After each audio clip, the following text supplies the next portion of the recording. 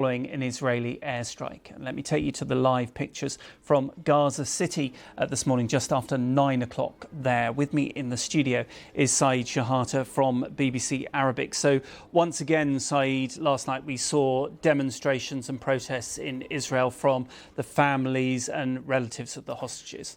Families of hostages and their supporters are not giving up. They were doing that since October 2023.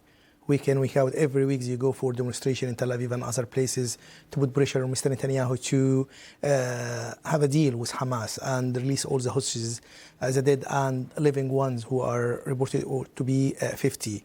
And one of the brother of one of the hostages is still held in Gaza. He said instead of Mr. Netanyahu saving lives, he is sentencing the living hostages to death and causing, even by going to war in Gaza and carrying on the war, causing soldiers go to death also for a war is needless, in his opinion, in the Yotam Cohen, the brother of one of the hostages in Gaza. They said, like, this war already its objectives have long been achieved, the military ones. So the pressure from the families of the hostages and their supporters are not making any difference from Mr. Netanyahu, as far as the Americans, Mr. Trump, supporting him all the way to implement or achieve his goals, defeating Hamas, releasing all hostages, and making Gaza demilitarized and no threat to Israel anymore. But we then have Benny Gantz, the former defense minister, saying, let's have a unity government to try and get the hostages out. It's another pressure, so another level of pressure from inside Israel, in addition to the international pressure from abroad. Benny Gantz, the former defense minister, said it's a time for what he called the government of redemption for hostages and service members, because we need to release the hostages. We need to have a deal, and this government should last for 6 months, and we can achieve the two missions: save the servicemen, which not going to war, and have a deal and releasing the hostages.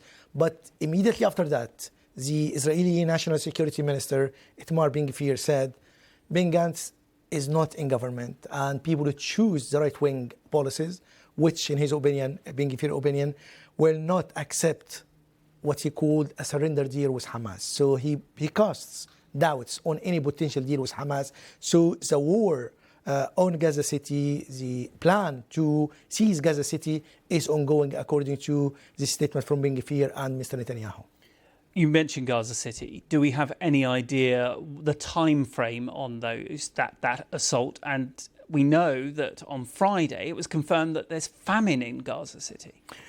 The operation started in a way or another a few days ago on the outskirts of Gaza, and still there's some ongoing military operation in several places in the north of the city, east of the city, in Jabalia, Shujaiya, and other places, and people were killed because of that. So there's Israeli strike there, but the massive assault on Gaza City will start, according to reports from Israel, in the middle of next month, in September, because there is preparation, more soldiers, more equipment, and they need to make it slowly in a way to save the lives of the hostages and to save the lives of the soldiers. So they try to make the losses are minimal, but in the war you cannot guarantee anything. But this is the plan of the Israeli military and Mr. Netanyahu. At the same time, there is hundreds of people fled Gaza City, fearing for their lives, to go to the south according to the instruction of the Israeli military.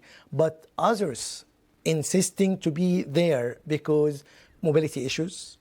They don't trust that if you go anywhere else, you will not be exposed to death. So in this case, they said prefer to stay there. In addition to that, some aid groups and the health officials in Gaza City, where there is 11 hospitals of the last 18 hospitals partially functioning in Gaza City. So if they move, how can they relocate the health facilities? So the health system will be collapsing. So in this situation, they insisting to be there, and they ignoring all the Israeli instruction to evacuate, and this will have catastrophic consequences on them.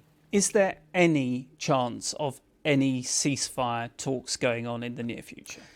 There was a hope when Hamas accepted the offer of a 60-day ceasefire, where the 10 of the 20 living hostages will be released on 2 stages during the 60 days, in addition to 18 of the 30 dead bodies left.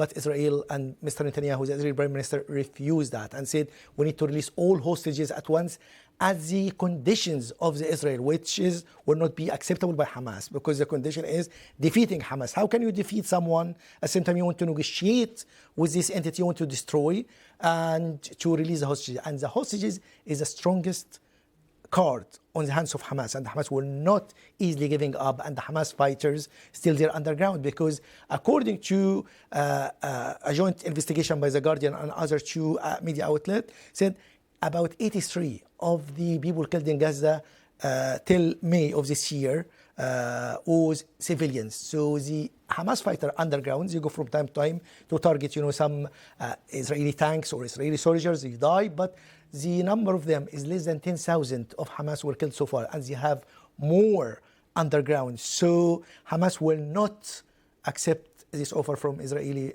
Prime Minister. So there is the reason there are doubts to reach a deal soon, and this will be risk the life of the hostages, risk the life of people in Gaza, and will be not good for anyone in Gaza and the people who want to see peace and stability in this area. Shehata from BBC Arabic, thank you as always.